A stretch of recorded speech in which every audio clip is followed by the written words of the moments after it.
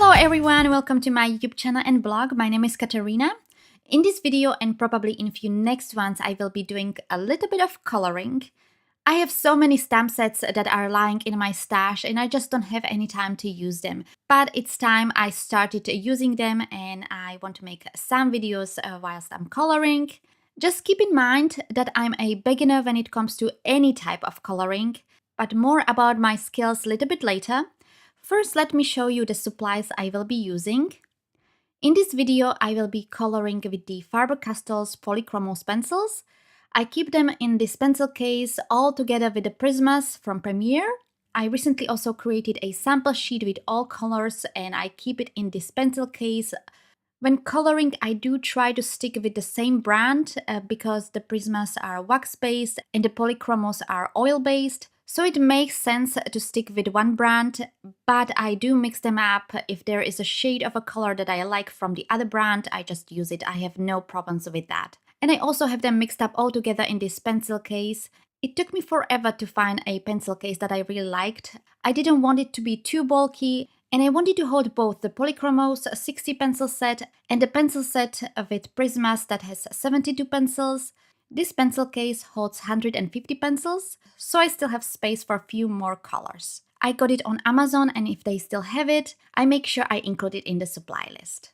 The pencils I picked up are pinks and greens and one white. I usually use 2, max 3 shades of the same color.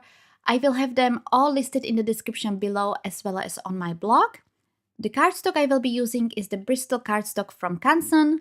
I found it really good for pencil coloring as it's very smooth. And the ink I will be using is the Memento Tuxedo Black. And the stamp I'm using is this beautiful magnolia from Clearly Besotted. The stamp set is called Make a Wish. I actually first thought it's a lily, but then later I saw on the blog from Michelle Short, she mentioned it's magnolia. And I think it makes more sense. So I go with that. I really have no idea. I'm not good with flowers. And the stamp set doesn't mention what flower it is. And it really doesn't matter. For flowers, you can just choose any color you want. It doesn't really have to be realistic. I used my Mini Misty for stamping as I wanted to stamp twice, and then I started coloring.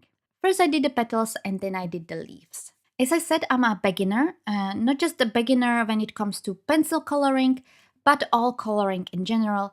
This is definitely not the first card I colored, of course. If you follow me for a while, you know that I already did few cards where I colored, but I never colored prior card making. I properly started coloring last year when I got the Prismas and then Faber-Castells. I never did a course or had anyone to teach me, so everything I'm doing is from what I saw on YouTube or on blogs and what I feel is right.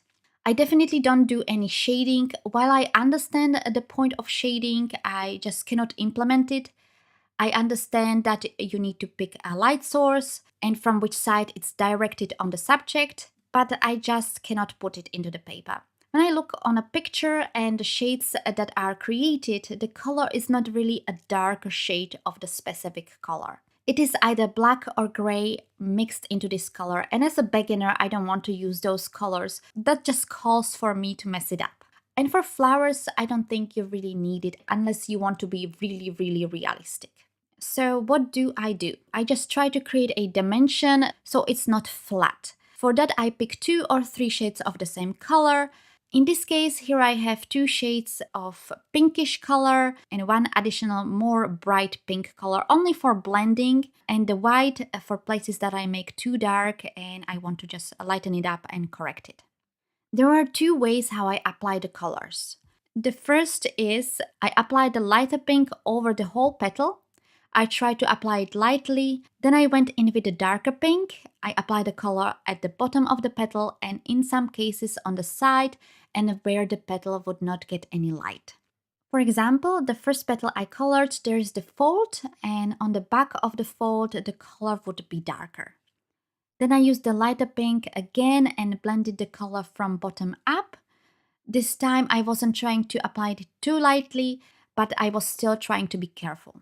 Then I brought in the brighter pink and applied it over the petal just to blend the colors together. This is not really needed in my opinion, but somehow in my head I needed the brighter pink in it. And again, I used the darker pink and the lighter pink again to try perfect the colors and blend them together. Also in between I used the bright pink and also the white pencil when I thought the coloring is too dark.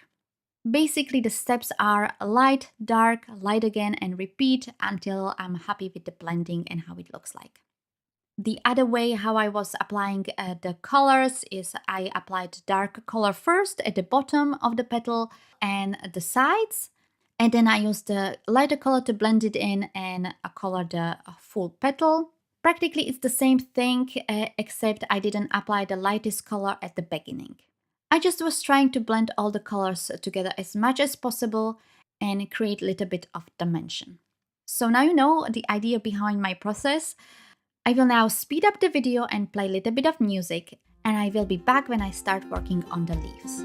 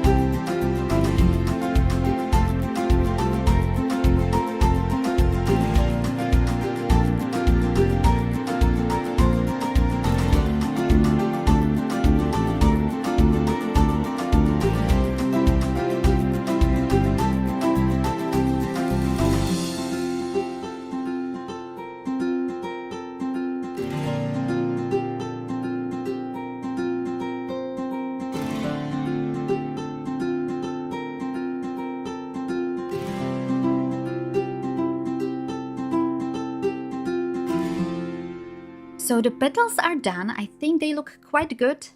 For the leaves, I used 3 colors of green, and the third green wasn't just a fill color like the pink, I actually used it properly. When coloring the leaves, there were times that I thought, gosh, this looks just terrible. But I kept going and blending, and I think at the end, the most of the leaves turned out quite great. Again, the same process like with the petals. First, I used the lightest green that I applied over the whole leaf. Then I came in with the darkest green that I applied at the bottom, sides, and the top of the leaf. And then the middle green or middle shade of the green, which I applied along the dark green border. Then I came back with the lightest green, pressing a little bit more harder. And after that, I applied the darkest green. And lastly, again with the middle green, which I also applied across the lighter area, so the light green is not too bright. And then I just tried to blend the colors all together so it looks good. I think the application or the way how I did it on the second leaf was a little bit better. This time I didn't apply the lightest green first, but went directly with the darkest green and was trying to blend the colors from outside in. So I will play a little bit of music again and speed up the video, and we'll be back when I'm finished coloring.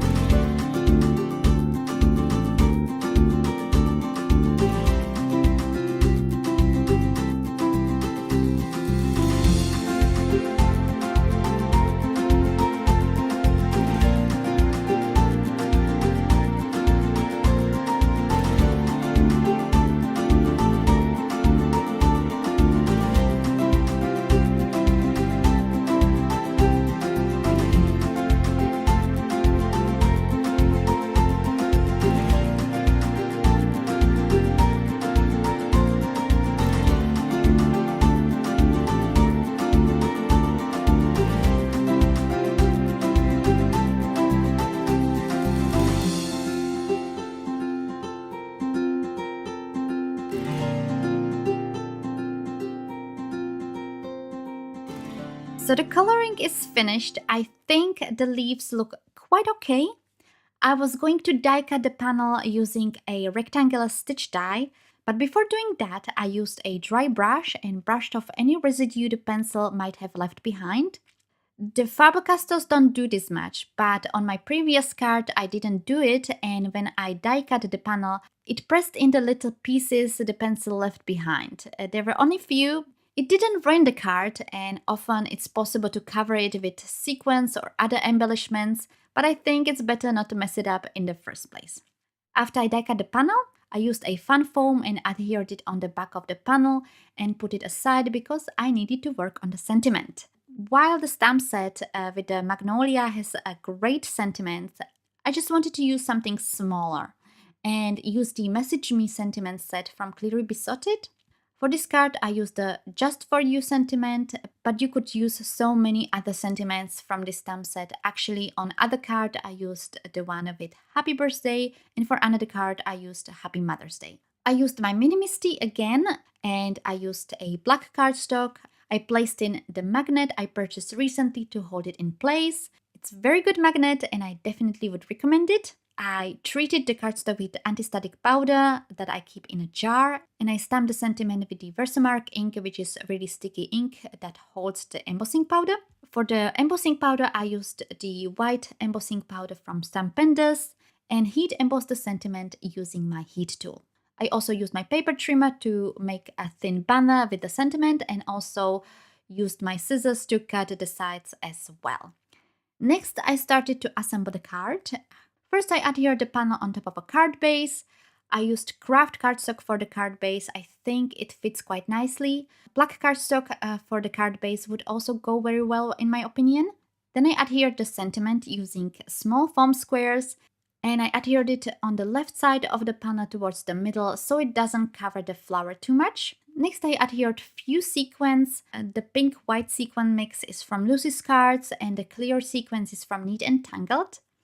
And I used the multi-medium matte adhesive from Ranger to adhere them on top of the card.